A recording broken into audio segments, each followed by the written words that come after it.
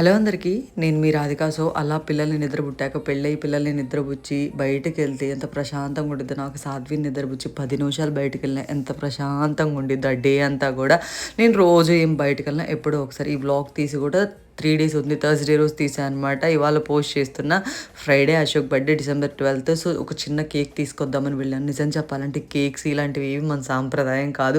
ఒకవేళ మీకు cake cut చేయడం ఇష్టం లేకపోతే వైఫ్ అండ్ హస్బెండ్ హ్యాపీగా గుడికెళ్ళి దండం పెట్టుకోండి సరిపోతది. అంతకు మించిన ప్రశాంతత ఇంకోటి ఉండదు. అబ్బా! నిజం చెప్పాలంటే ఒకటి గుర్తుపెట్టుకొని చాలామంది ఏవేవో సర్ప్రైజెస్ ఎక్స్‌పెక్ట్ చేస్తూ ఉంటారు. అమ్మాయిలు కూడా మీరు మీ హస్బెండ్‌ని అంతే సర్ప్రైజ్ చేయగలిగితేనే ఎక్స్‌పెక్ట్ చేయండి. లేకపోతే అస్సలు ఎక్స్‌పెక్ట్ చేయొద్దు. నేనైతే ఏ సర్ప్రైజెస్ చేయలేను. అందుకే నేను ఏది ఎక్స్‌పెక్ట్ చేయను. నా బర్త్‌డేకి కూడా హ్యాపీగా కేక్ తేవటం, రెస్టారెంట్‌కి వెళ్ళటం, మంచి బట్టలు కొనుక్కోవడం ఇదంతా కామన్‌గా జరిగిపోతది.